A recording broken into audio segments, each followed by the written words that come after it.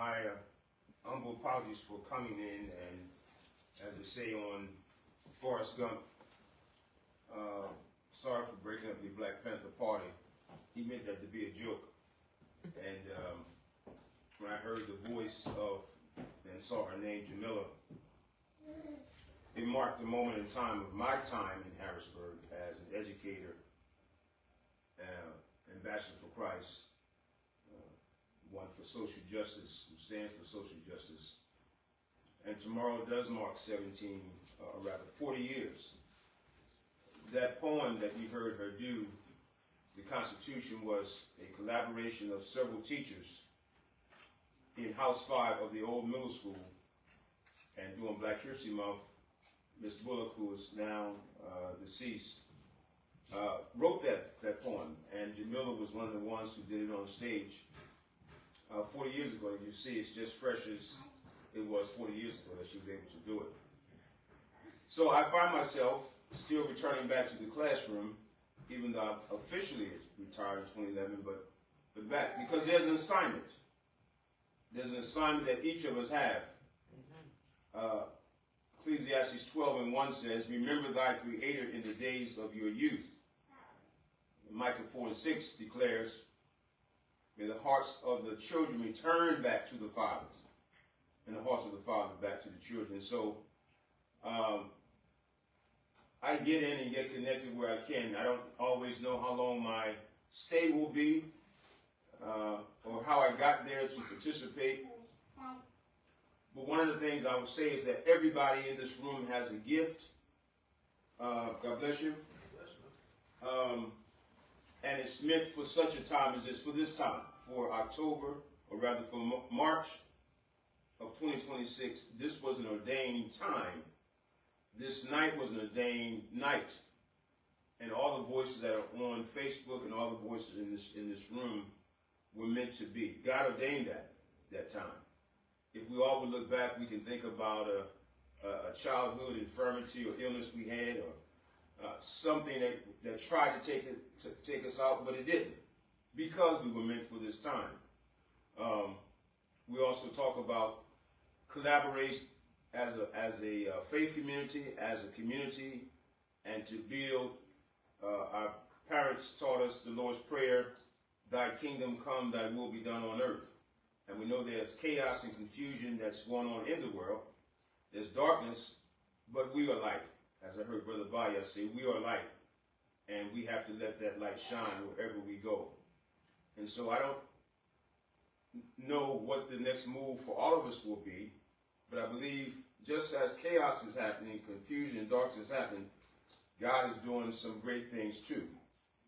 That the light will rise up through that darkness, whatever is going on in the world, whether it's on foreign soil or this soil. And I say this, that there's life and death is in the power of the tongue. Yes. And so we speak life.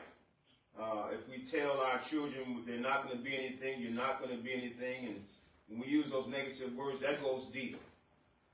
And so we have to learn how to bridle our tongue as parents, as grandparents.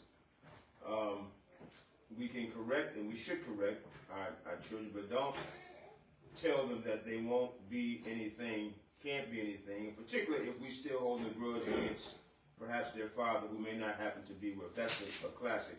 Oftentimes in our community, you act like your father, and those words run deep to a child. I'm just privileged just to be alive on this day. We've all had some health challenges. I've had mine, but it kept me another day. And I would also say that I was in the military 24 years too, and I remember this major. She was the psychologist on base, and she said her part of her ministry was hugology, that she gave out hugs, or smile, or handshake. Even driving down the road, you look over to your left or to your right, and there's somebody there, and you smile back at them. Maybe they had a bad day. But that energy, that light, Brother Baya, went through as you smiled, you nodded your head back at them. Definitely does.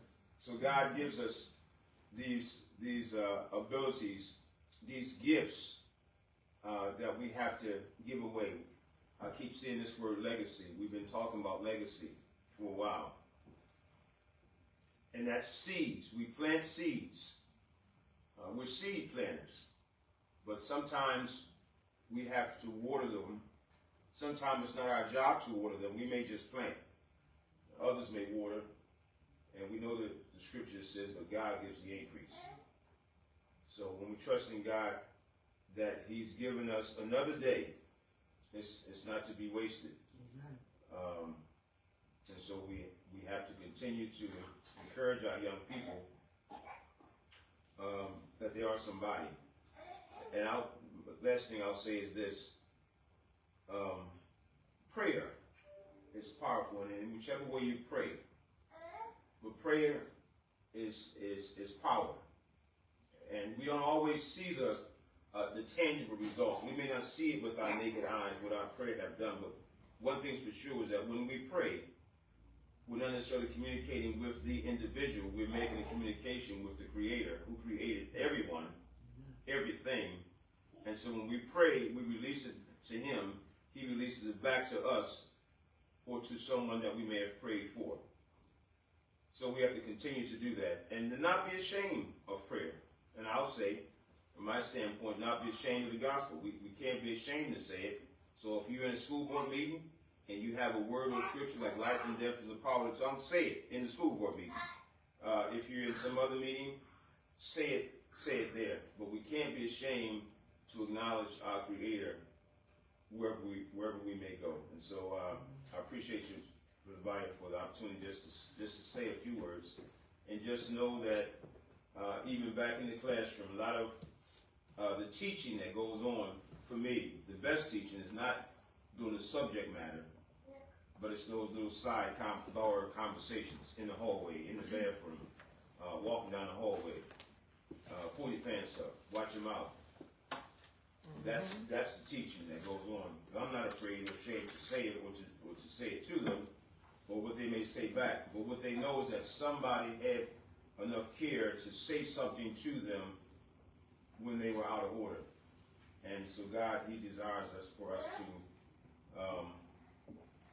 continue to teach and continue to lift up our communities, collaborate. As I see what's happening here, I saw the flyer. I see the list of things that are here. That's everybody can't collaborate. That's some humility is involved there. So we have to be humble to be able to collaborate as God has given us all gifts. But when we put them all together, it's like that fist. Pinky's missing, the thumb missing. We put them all together. And as they say on Soul Food, I like movies and stories. You pack a mighty punch with that one fist.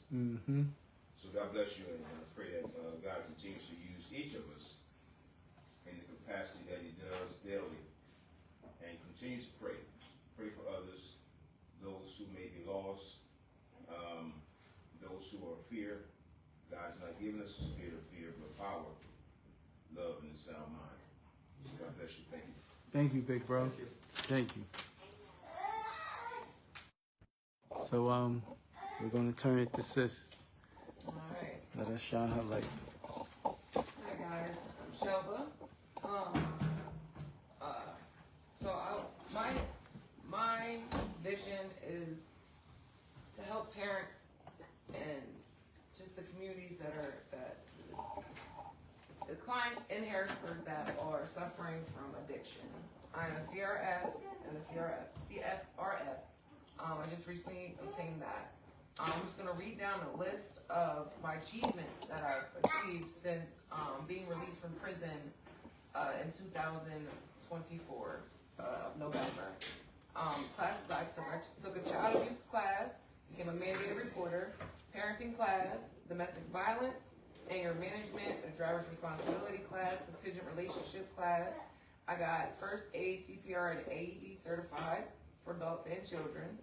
I took a food safety class, which obtained my ServSafe certification. I took my certified recovery specialist class, which is how I got my CRS and my CFRS. When it comes to the healing part of things, the therapies that I've taken, I've done outpatient group therapy. I've done drug and alcohol treatment, youth advocate psychiatry treatment, which they started me on meds, and I ended without meds. That's big to me. They said I was severe chronic depression. I had that, and come to find out, it was just situational and my environment. Because once I was taken out of the depression that was going on around me, I was okay. I didn't need medication. I got a better job. I started doing better. It uplifted me. Yes. And I started doing affirmations. They used to say, fake it till you make it. That works. Because I used to not be okay in my own skin. And that gets passed down generational. My mom wasn't okay in her own skin. And I don't want my daughter to be growing up with me feeling like she's not okay in her own skin. Because that messes with us women, as women. It sure does. So I can actually say, like, through my therapy, for those therapies, I've finally, at 37 years old, I'm okay in my own skin. And that's a great feeling. I also did cognitive behavioral therapy, which is CBT. That helps with changing your negative thoughts to positive thoughts all around the board on everything. I also took DBT therapy, which is dialectical behavior therapy. I can't say the word right. That improves your relationships and emotional regulation. So growing up, I never was taught emotional regulation. I was always taught like to scream and argue and fight and have adult tantrums, and that's not normal. And I didn't know it was normal until I started going to these classes, taking these courses, and realizing that my programming was wrong from day one, and it needed to be changed. If I lived my life as an addict since I was 12 years old, and clearly that's not working, I just said, you know what? I'm gonna surrender. I gave it to God and said, I'm going to try this for a year and see what happens. And I tried it, and it's changed my entire life. And I gave my life to God. But in doing so, I also, when I went to jail, I was pregnant with my daughter, my fifth child at the time. And God knew my heart.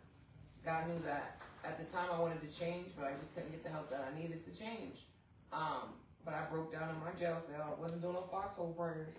I was breaking down to God, like surrendering everything to God. And I asked God to help me, like show me the way. Like I don't know what to do. And out of nowhere, first time I heard God's voice say, I love you. And it wasn't like in my head, it was in my cell. Because I turned around quick to see who's standing there. No one was standing there. Everybody was asleep. I know it was God's voice because it gave me chills and it put my brain on super mode, like if you see like electricity go through wires quick. Yeah. That's how it felt. It went through my brain, telling me what I need to do in order to obtain my daughter, which was just do the next right thing, stay off of drugs and treat people correctly, common stuff, and to humble myself.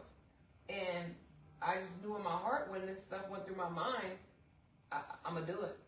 That's all I knew. I'm gonna do it, and there's nothing that nobody could tell me. I knew I was getting my daughter back, as long as I followed through with everything, and just doing the right thing when nobody else is looking, and speaking on that. Through everything, I gained integrity because I never had that growing up. My morals was messed up. I was respectful, but I had messed up morals.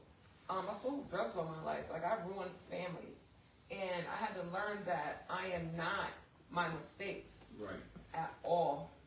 And in order to start healing, I had to let myself off the hook. I had to forgive myself. Right? And that's where the true healing started coming in. I also did trauma-focused cognitive behavioral therapy, which focused on like my trauma and like everything that went on in my life with the trauma and learning how to navigate through the trauma. And I had to learn because as a child, I would put stuff in the back burner, not deal with it or run from it.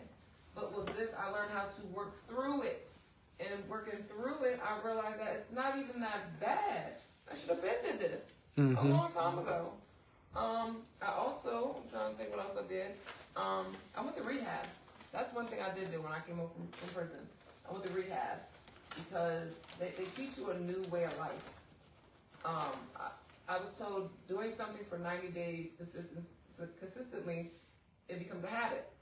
So that's what I did. I had to learn. They just reprogrammed me how to just get up, brush my teeth, wash my face, make my bed. Like, you know, normal everyday things that being an addict, you lose that. You lose focus on everyday life things. And I was re-taught all of that. Not saying my mom didn't teach me that, she did. But becoming an addict, you forget about all that. You're just trying to get your next fix.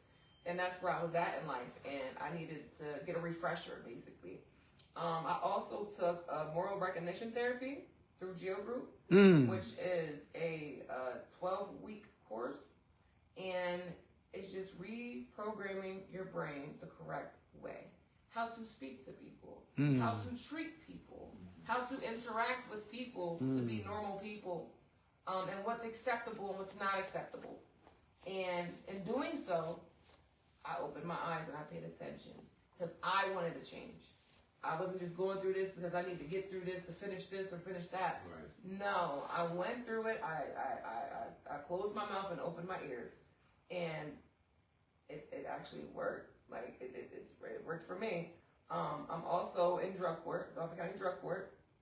I completed phase 1, 2, 3, 4, and 5. I'm now recently in phase 6, and I should be graduating, I think, in like 6-7 months with that.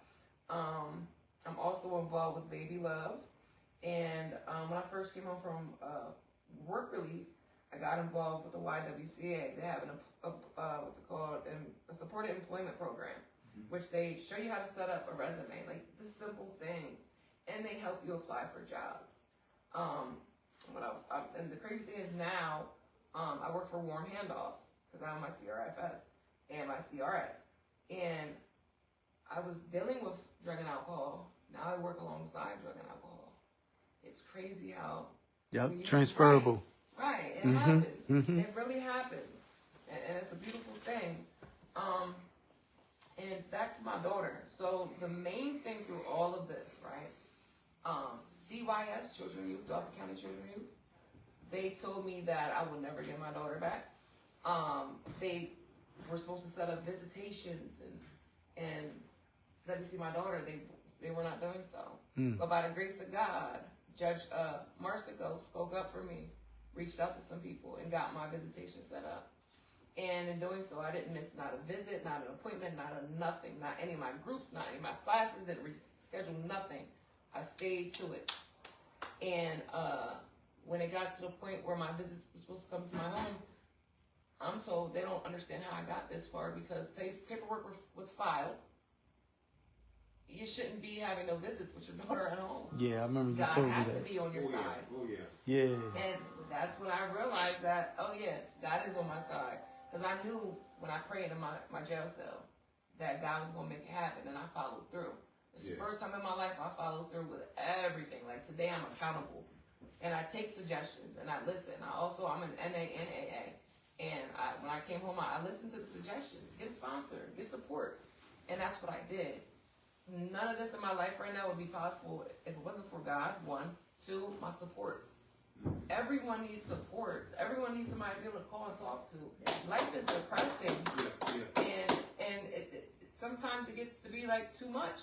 How you said to look over and smile at somebody. That smile could save somebody's life. Yep. It can. I was driving down the street the other day. This lady threw herself in front of my car. I stopped, of course, but I heard her screaming, I want to die, hit me. The old me would have snapped out, my daughter's in the car, like, what are you doing? You get what I'm saying? But today I have compassion, and I have an understanding, and I put my window down and said, honey, get in the car. Come on, I said, I'm not going to hurt you, my daughter's in the car, just come on, get in the car. And she was crying, I was like, come on, she said, I want to jump off the bridge. I said, no, come on, get in the car. She gets in the car, she breaks down about her kids abusing her, and she's on probation, and she's had enough, and she don't know what to do. I said, how about you go to an NA meeting with me? And she started crying. She reached over and grabbed me. It scared me at first, but she reached over and grabbed me and gave me a hug. She's like, yes, I will. So I took her to a meeting, and I told her, when we get in that meeting, I said, it's up to you, but share that pain, because you're in an environment where there's people that can help you, and people want to help you. You need that support. And when I tell you she spoke up and spoke out and cried out for help, and then she got the help. No doubt. She got the help. And that to me, I don't care if I help one person. I'm trying to help people. Bless you. And to go through the transition that I went through with children and youth, that's a battle right there. Mm-hmm. They say they help bring the children home and to promote family, but they don't. Now, the things they've put me through, I don't like to bash nobody, no organization or nothing like that, but this is why I'm here. You know what I'm saying? I'm speaking up to help those family members, those friends, those moms, those dads, the people that got their children taken, and the addicts that need their kids. You know what I'm saying? That are actually trying to change their lives. So they put me through changes, made me look so bad on paperwork, lied on me on court documents, lied to the judge, then switched words, all types of things, right? Kept poking me, tried to get me locked up, had charges pressed against me that was false.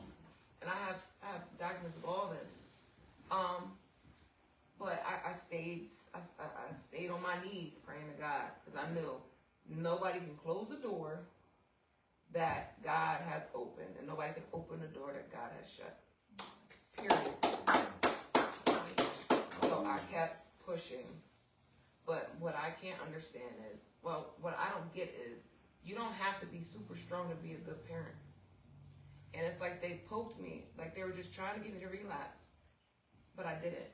But the next parent might not be that strong. That does not mean they're not capable of being a good parent.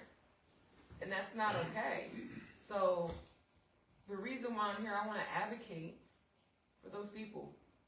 Because I know what it's like to go through that system, because I went through it. And I went through it when I was younger with my older children, and I failed. But in doing so, I paid attention. And I knew what avenues I have to go down now in order to win, because I failed. And to touch base on that, this is what I want to bring up. In order to succeed, I've noticed, like, people say, oh, I succeeded this way or that way. No one really talks about the failures, you know? But if people get together and collaborate on the failures, like, what doesn't work? Let's focus on what doesn't work, so then we know what will work. Right. And that's what I had to do from the beginning. And now I finally got it, because I focused on the failures of different people and what led them to relapse, what led them to this, what led them to that. And I got myself right here in this seat. So I just want to let y'all know that that's my vision.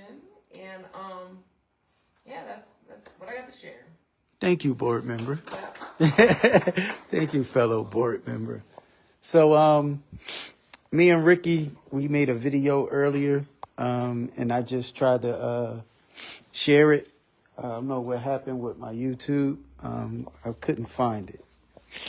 So, Rick, we're going to try to do this live. Yeah. Thank you. Yeah. We're going to try to do this live. I didn't want to put you under the gun like this. That's why. No, you good. You good. I didn't want to put you under the gun like this. That's why we made the video. I'll find the video later. I can't find it. So we're going to do it the way we did it earlier. So just keep in mind how we did it earlier, right? So introduce yourself. My name is Ricky Banks Jr., known as CEO Blind Justice. Help my brother out, help my sister out. Okay, so tell the people why you sitting here and what's your commitment to the community. The thing about me, my name is Ricky Banks Jr., known as Blind Justice. 30 years ago, as I came from Harrisburg homecoming football game, going to my house. I went to my house, I had a bad headache. I fell asleep, I woke up. My phone, we didn't have phones back in 1994, we all had pagers. My pager was blown up. I missed my ride, so what I did as a child and as a son, I stole my parents' car. I stole my parents' car to go to Harrisburg homecoming. As I'm leaving Harrisburg homecoming to take my mom's car back, I'm at 13th and Sycamore. They start shooting at each other. The bullet hit the left side of my head. My head went down. My friends shot me at Harrisburg Hospital. Harrisburg Hospital did their job for me, couldn't do too much. They shot me, flew me to Harrisburg, Hershey Medical Center. I was in Hershey Medical Center for 90 days. Died, boom. So they brought me back. I fought my life again. Boom, I died again. Then I had to learn everything over from a vegetable. I was known as a vegetable. So they called my parents and everybody in the streets of Harrisburg. It's rumor going around Harrisburg, I died. But that was a lie. God only can judge me. So what I did, I fought for my life. I went from a vegetable, then I had to learn how to walk over again, learn how to eat over again, I had to learn how to cut my meat with a butter knife. Went back to high school, went from middle school to high school, from high school to college. Pittsburgh Gale for the blind. Came back from Pittsburgh Gale for the blind. I ran into the same thing. Armed robbery, shooting, and killing. We need you. I turned the city around, and I'm asking for help. My thing is, I died twice. I'm here for a reason. God left me here for a reason. I've been shot for 30 years. I never saw my parents, my mom or dad. I have 4 kids and 7 grandkids. And tell me to today is I'm fighting for my life. God left me here for a reason, and I'm ready to fight. So I'm here to help anybody, family that's going through gun violence. Let's turn this around. We can do it. Hey, Rick, for any and everybody that don't know, you and your testimony, thank you for sharing it right now. But I wanted to know, I already know the answer to this though, but do you get calls from other cities and other states and like that for you to share your truth? See, the thing about me is, if you take your job serious, and if a person like me, like he said 60 years ago, he had a dream. When that man said he had a dream, it left me dreaming. So I have my dream. My dream is to fight for my right and for me to change my life and turn my life all the way around to show these families that if I can do it, they can do it. And if the kids can see it, if I can do it, they can do it. My thing is, my life is helping. HBO help a brother out. HSO help a sister out. The blind justice. I am blind for 30 years. I ain't seen my mom, my dad in 30 years. I have not seen I have 4 kids I never saw in my life. 7 grandchildren. I deal with pain every day I wake up. And I'm telling y'all right now, we definitely can put it together and make a change in our life. I go through so much. And I thank Babe for being a brother, from him hearing about my story in prison, and he come home to be my brother, to hold me up when I'm down and out. Because lately, I've been down and out. Thank y'all. Thank you, bro. Thank you. I have a question. Yes, go ahead. As a community activist in my city, and I don't want nobody to take this wrong, but I took notice over recent years that a lot of people come out in these streets, you know, let's save the youth, let's save, you know, our city, let's not back down from the things that are going on. But at the same time, we all consider ourselves to be some type of savior for everybody. Everybody wants to do something, everybody wants to save something or somebody. So with that being said, why are there limited people to show up at everybody's events? This has been a question that's been on my mind since 2022. When you have individuals that are willing to come out here and help the youth, not just the youth, but the adults as well, because the youth sometimes gain it from the adults. You got adult men in jail still talking to kids on the phone, 16, 17, 18 years old, like, bro, I need you to go handle this lick. I need you to go take care of this crack. I need you to go take care of this heroin. All these licks, you know what I mean? These kids will do it because they're being inspired and convinced by older men and women in jail. So to me, I feel like if we're going to accomplish anything, okay, all of us who call ourselves community activists, leaders, and want to do the right thing, why are we not all programming together? Why? This is the question. This is the question. Can I answer that, Joe? No, so I don't want to go too far down those lanes where we are, talking about this and that, about what other people is not doing. This is about what we're doing and how we're impacting people's lives in the better. So when it comes to what she's saying, unfortunately, that crab in the barrel, that Willie Lynch methods, it got us in the raps. You know, everybody wants to be the leader, but every good leader, every great leader, I should say, is a follower of a great leader. So I grew up following a trend of failure, thinking that I was the best thing since sliced bread, and I never followed anybody because I never rode another man's coattail. So I didn't know I was following failure, because in my mind, in my eyes, in my heart, they were winning, you know, because they was the ones that, you know, had the projects under their foot. You know, they was the ones that was moving and shaking and doing it, you know what I'm saying? And, you know, providing life and protection in the community. You know, they was the ones that everybody loved and feared, you know, so I looked up to that. Didn't know that I was looking up to failure and self-hate, you know, and I know better now. And once we know better, we do better. So when it comes down to healing, seeking redemption, you know, just loving and caring for each other, nourishing our future, our children, in a way that's going to put them in a better position. Right. Because what you're talking about, I understand what you're talking about for sure. Because any and everybody that know me know I show up to people's events. I support everybody, you know. Just recently I had to stop that because of my personal struggles, my personal issues from doing everything that I've been doing and pushing everything from my pocket. I used to say I had a nonprofit organization because I wasn't making a profit off of it. But I didn't have a nonprofit organization because I wasn't receiving no funds. I wasn't receiving no help.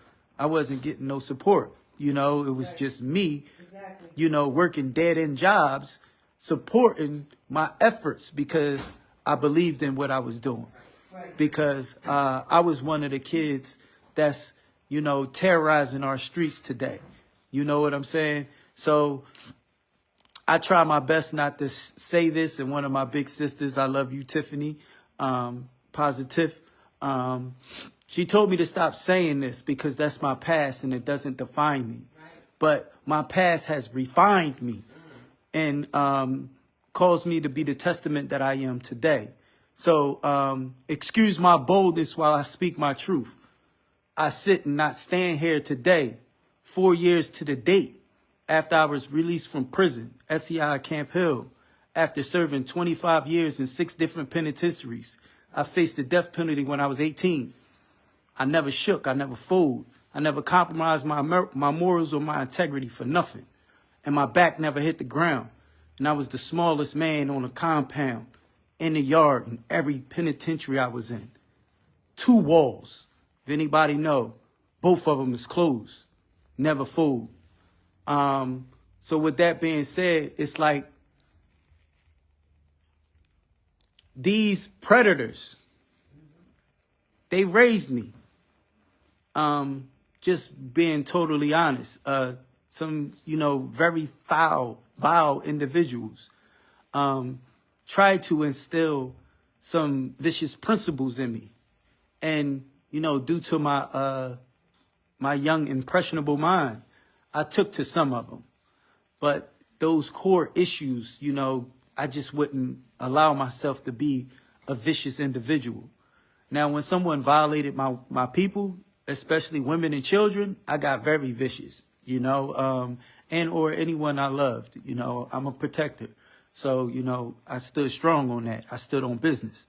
So it's about knowing that you're killing yourself. One of the biggest moments in my life was when I was in solitary confinement because I was a violent individual. And it wasn't because I was thinking and trying to take my life. I was hurting other individuals and thinking about hurting them because I didn't want to be in a cell with nobody. You know, I wanted my Z code and I had to put in work to get it. So I put in work to get it. So a part of my journey was I was in solitary confinement and I was working out. And I actually was working through my pain. And I'm doing jumping jacks, push-up, knee to elbows, bread baskets. And then, you know, I'm, you know, 50 of this, 50 of that, until I got a little tired. but I was so into it, I wasn't ready to stop working out. So I started shadow boxing. And in between me shadow boxing and me getting tired or my pain just overwhelming me, I blacked out. I didn't, understand what was going on. Next thing I knew, I was punching the walls. And I came to, and I saw my knuckle prints on the wall. Blood. You know what I mean? I bust my knuckles open. And what really struck me and shook me out of that darkness was I was crying. And, I didn't cry at all back then. All my childhood and adult life, I just didn't cry. They beat that out of me when I was a young boy.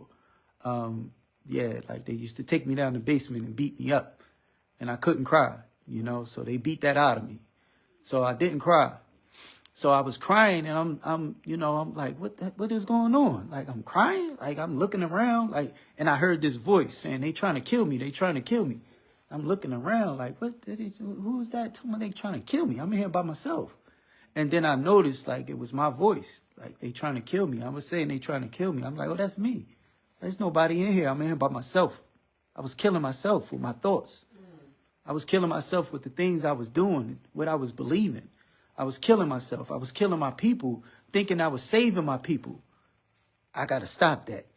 I understood what my sister said because I went through the process as well. I went through those classes as well. And my journey ended up with me facilitating these groups and programs after I went through them. So it's like, once you know that you didn't love yourself, most importantly, your people. I swore I loved my people, my family. I swore my mom, I love my mom, you know what I mean, more than anything. I love my mom. My dad, I love my dad. But when I realized that I didn't love them enough, I didn't love myself enough to choose a life that put my life on the line every second of the day and accepted that I go outside today, I may not come back. It's a high possibility I'm going to jail for life or somebody going down me. I put that joint on my hip and I said, I'm going to get them first. I'm going to be judged by 12 before I'm carried by 6. And that's what happened. So when they say, oh, he had a gun just like me, I ain't had no choice. That's a lie. What I understood in my journey is false truths. A false truth is something that's not real, but in your mind and your heart, you made it real. So it's your truth, but in reality, it's false. So I made it fair seeming to harm my people, thinking that I was protecting my people. And for a child, because I wasn't a child, I was 18. But when I committed myself to that life, I was a child. We all know, like my sister just said, cognitive development. Cognitive development. So I wasn't able to rationalize the consequences of my actions. I just went to the things that I was taught, what I saw, what I believed. And then with everything in me, what I invested in.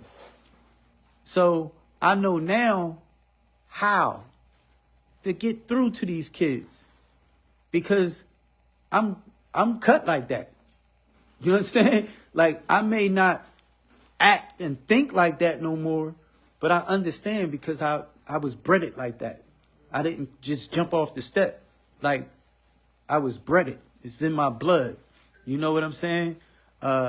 So I thank everybody for coming here, sharing your joy, sharing your pain, and being vulnerable. And I implore everybody to love your life, and not only your life, but life itself. Because we're all brothers and sisters.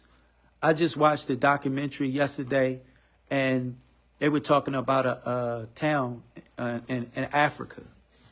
And so many of the people in this town have different shades of complexion, and they're all black though.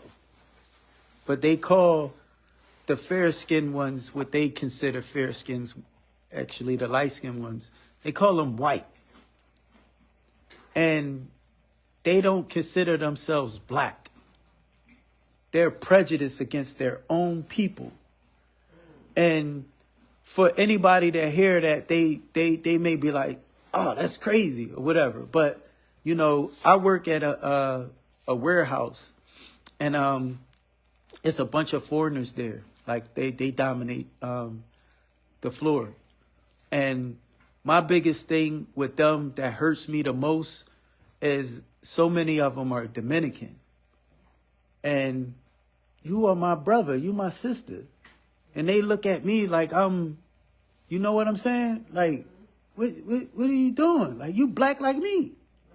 We all the same.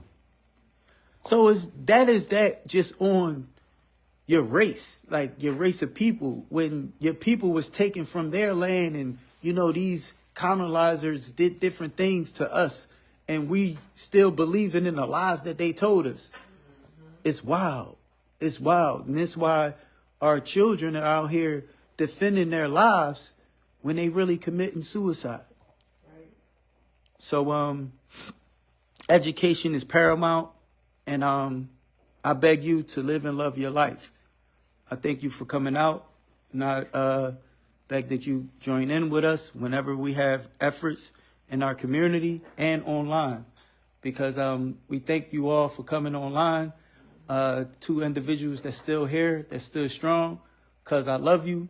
And if you have the ability to come off mute, please come off mute and speak your truth.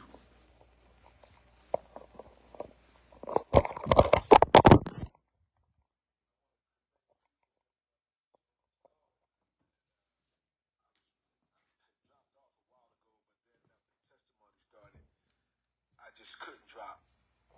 So my truth is, I'm just proud of you and where your heart is. And my thing is, this is apparently your calling, because you created a platform for people to be able to voice their situations. People who are typically unheard are having the opportunity to be heard, which is one of the reasons why I just couldn't drop. All I can say is, you all, please stay encouraged. Nobody really hears the other side of the coin if you haven't walked it.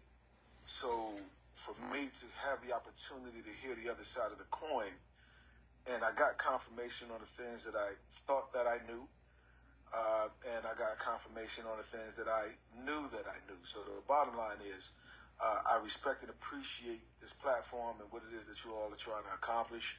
And I just applaud the effort, because, like I always tell you, stay encouraged. I believe this is truly your calling. I know you like to do a lot of moving in a lot of different areas, but providing this platform, I believe, is going to be a blessing to so many. So I'm hoping that it will continue to grow. I hope that your audience grows, not just for you, but the others that have been on that have their own programs. I'm just praying, because this is something that's needed, because there are so many who are unheard, and we only get it from the press. And we all know that the press, you know, they twist the stories the way they want to twist it. You know, they dehumanize without actually understanding the whole situation. So again, I applaud you all, and cuz, keep doing what you're doing, man. I'm proud of you. Thanks, cuz. Love you, boy. Love you too. I have a question for you, sir. Oh, question for me? Yeah. Okay. Is it possible, today is Monday, is it possible that you get to the machine and get the information to me? What information, Rick? Oh my God, the video you recorded. I love that. Bro, I understand you. I will get that. You said information. You said information. So I'm gonna tell you this, right? I'm gonna be totally honest with you, and I never do anything else but be honest. So the video that we made prior to this event, Made me cry, y'all. it fails in comparison to what you shared during this event. what you just did just now on this live, because we're live on Zoom and we're live on Facebook right now. Everybody heard what you said. The video that we recorded, I will get it to you. But the one that's on Facebook is way better than that one. Yeah. All right? I see Pastor Eric. One thing I can say about Pastor Eric, and he gets around me. Him and Mr. Martin, he's not Mr. Martin's in Atlanta. When Pastor Eric get around me, and he pulls everything out of me for me to say more stuff. Yeah, you burnt that joint down. The one we did on live, I mean that we recorded before the event, that wasn't nothing like what you just did live. Yo, every time he come around, he's full Rick style. See, Pastor Eric always tell me before I start. So "Stop cuz, your tongue and let it out." cuz Jamila is over at 7 o'clock. You know what I mean? Love and appreciate y'all for coming through and sharing y'all truth. Like we out of this joint. Live and love life. Hey Peace. Siri. All right. Hey Siri. Hey Siri. Hey Siri, call a little duck.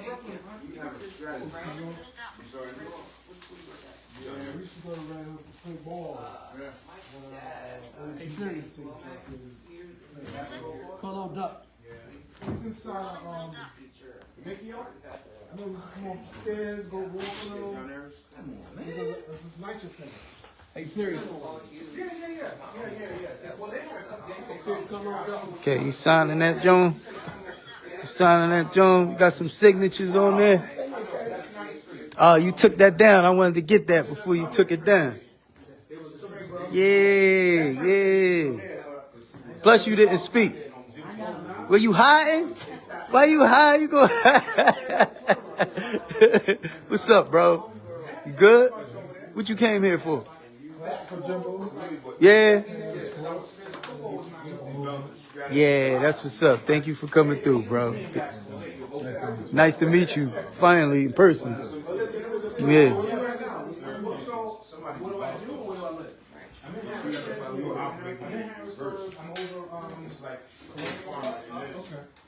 Like right around from Canonian Park. So I left New York about 4 years ago. My wife and I, COVID kicked us out.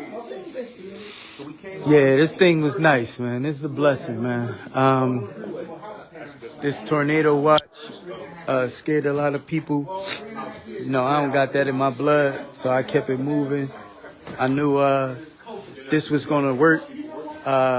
Like I said before, I never fretted during my situation, and any moments that I had in my life, I didn't fret. I moved with precision, whether it was mentally or physically. I didn't allow the things that was pressed it on my chest to dictate my actions. You know what? It's funny when you were talking. What size did you want? Yeah. He married. Yeah. That's my guy. All right, I'm out of here. I love y'all.